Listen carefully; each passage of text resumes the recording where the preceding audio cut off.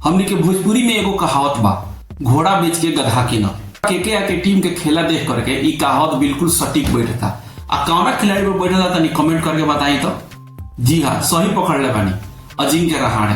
2024 के टीम में सरपंच श्रेयस अय्यर के कप्तानी में कलकत्ता के टीम आईपीएल जीतले रहे। ओकरा बावजूद भी कोलकाता के टीम मैनेजमेंट के दिमाग में पता ना कौन कीड़ा कटलस कि लोग सरपंच के रिलीज को देहल, अजिंक्य रहाणे के टीम में लेके उनका कप्तान बना दे। कल के मैच में कोलकाता के हार के अगर सबसे बड़का जिम्मेवारी के बाद तो अजिंक्य रहाणे के ही बा। काहे ई बात कहत है सन, आई आगे वीडियो में अपन बकैती देख के देखल जाओ कि कल के मैच रहाणे हरवैले बड़ा का। तो राम राम बा, जय भोजपुरी बा, जय बिहार बा। कल के मैच में भइल ई कि कलकत्ता के टीम टॉस जीतलस आ टॉस जीत के कहता भाई हम कहे सोसाइटी से बाहर है, हमू सोसाइटी के साथ चले, हमू टॉस जीत के पहले बॉलिंग करें। अरे भैया, जब पिच अच्छा होके तो बैटिंग भी करके देख रहा जाला।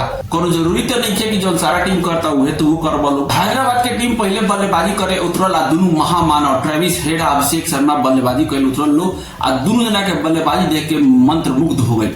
का कमाल के फॉर्म में अभिषेक शर्मा दिखत रहे, आ दोनों जना पावर प्ले में ही 82 रन कूट दे हम लोग। हालांकि 8वां 9वां ओवर में हैदराबाद के टीम को विकेट गिरल, आ रन पर ब्रेक लागल, आ बाकी ओकरे बाद कोलकाता भी अच्छा गेंदबाजी करके बीच में ब्रेक लगेले रहे। लेकिन आखिर में नीतीश कुमार रेड्डी या हेनरिच क्लासन के बढ़िया पारी की वजह से हैदराबाद की टीम 226 रन के बहुत विशाल स्कोर खड़ा कर ले हलस। कोलकाता के चेस की शुरुआत भइल, रहाणे पहला गेंदा पर सिंगल लेके स्ट्राइक फिन एलन के देले। कोलकाता के गब्बर फिन एलन अगिलका 7 गो गेंद खेलले, जेमे 6 बार बाउंड्री पार कैले आ 7वां गेंद पर आउट हो गईले।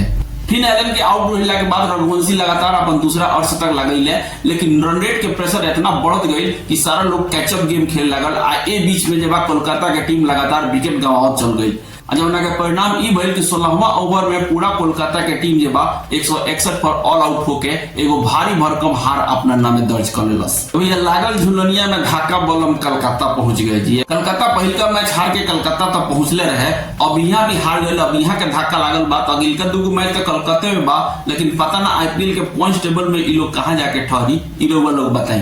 बाकी वीडियो के शुरुआत में हमने कहनी हसन ई मैच के हार के एगो बहुत बड़का कारण जे बा उ रहाणे बाड़े। काहे कि कल के मैच में 4 गो ओपनर खेलस लोग, 4 गो में 3 गो ओपनर जे बा हैदराबाद के दोनों ओपनर 200 से ज्यादा के स्ट्राइक से रन बनावल लो। फिन एलन जे बा 400 के स्ट्राइक से रन बनैले। रहाणे 10 गेंदा में 80 के स्ट्राइक से 8 रन बना के आउट हो गईले आ टीम पर बोझ बढ़ा के चल गईले।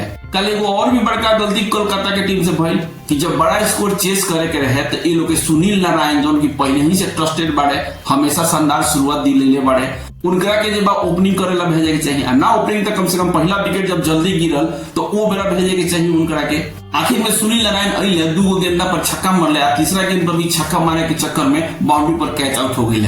वही अगर पावर प्ले में आई रहते तो शायद वो गेंदा छक्का हो गई, तो शायद कोलकाता ई मैच में बनल रही। सब कुल मिला के लोग खुद बताएं क्या अजिंक्य रहाणे के कलकत्ता के टीम में जगह बनता।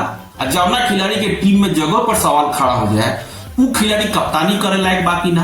एक बार रोवर के का विचार बा कमेंट करके जरूर बताएं। अभी तक 6 मैच में कल पहिलका बार जब चेस करे वाला टीम हार गई। बाकी कोलकाता के टीम के खेला देख करके रोवर लोग के का लगा था इस साल ई टीम जब प्लेऑफ में जगह बना पाई का, कमेंट करके बताएं। अब बाकी वीडियो अगर अच्छा लगा तो लाइक और शेयर पर ढील दी आ तनी भोजपुरी लोग के बीच में पहुंचाई। मिलता नहीं हम अगला वीडियो में ऐसे ही भोजपुरी के अंदाज में वीडियो लेके। तब तक लोग सब कोई खुश रही, मस्त रही, स्वस्थ रही।